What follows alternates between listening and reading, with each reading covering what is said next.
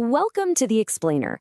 Today, we're going to talk about how a car company that was, let's be honest, almost a nobody in India, with just 2% of the market, somehow took on an absolute giant and completely flipped the script.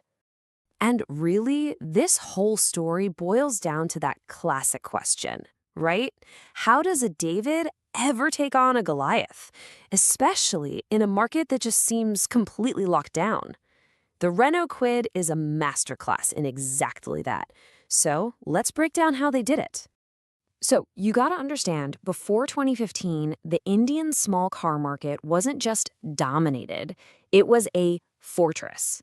I mean, the market leader had a stranglehold on it with over 70% of all sales. And Renault? Piff. They were a tiny, tiny blip on the radar, just 2% share. Basically, they were invisible. And that put Renault in a really, really tough spot.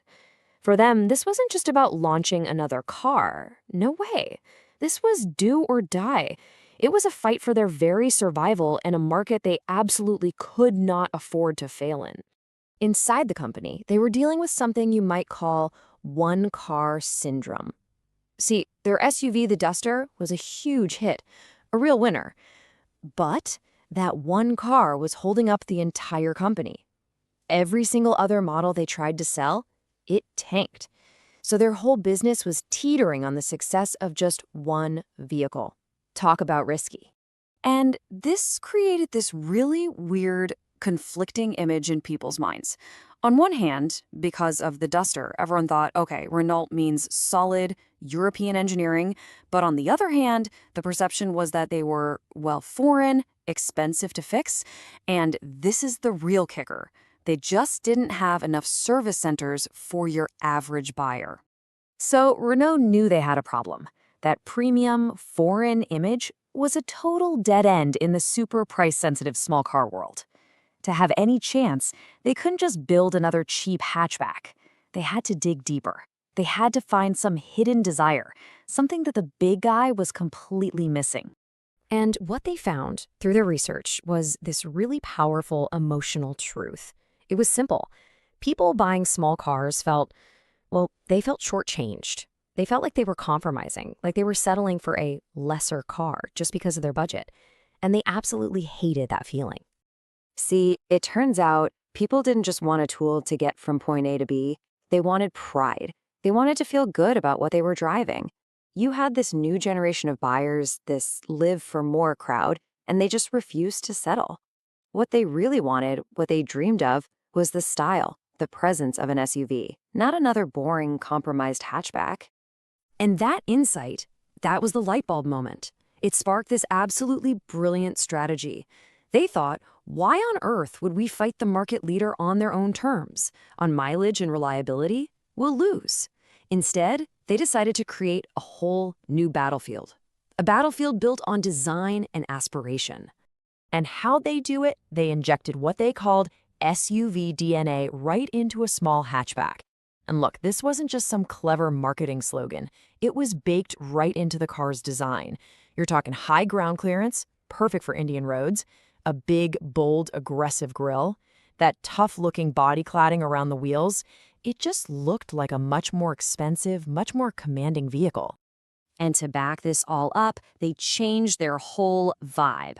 They ditched their stuffy corporate slogan and went with something way more emotional, passion for life.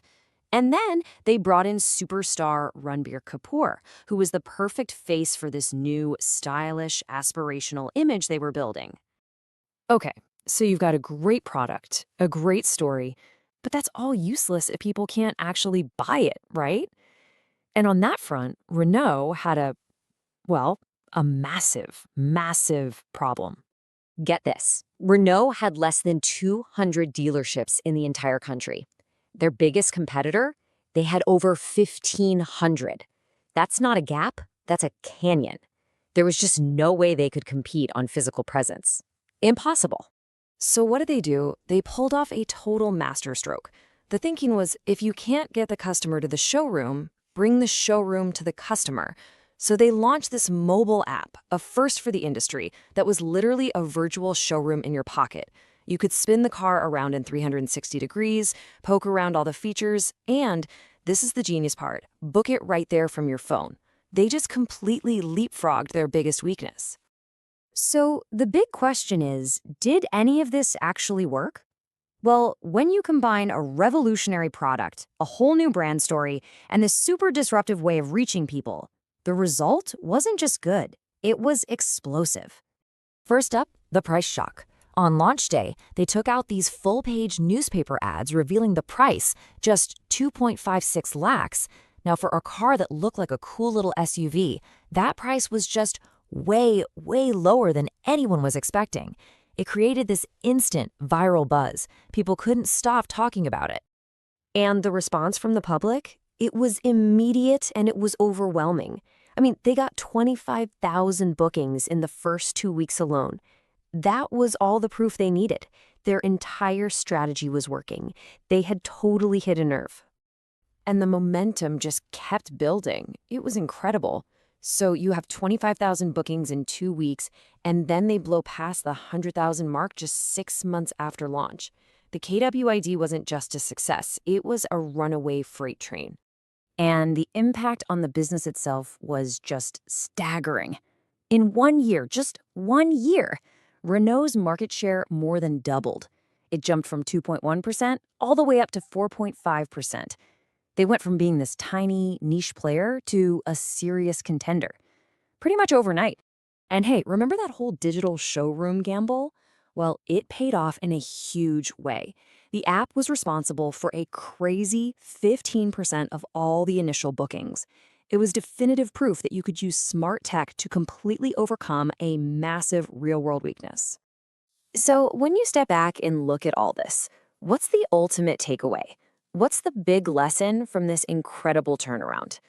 It's pretty simple, really. It's about outthinking the competition, not just outspending them. You know, this whole thing is a perfect textbook example of something called a blue ocean strategy. The idea is, instead of fighting all your competitors in a bloody red ocean where everyone's just tearing each other apart, you create a whole new market space, a clear blue ocean all to yourself where the old rules just don't matter anymore. And that's exactly what Renault did. Think about it. The old game was all about need, competing on fuel mileage, selling basic transportation, and relying on people to come to your showroom.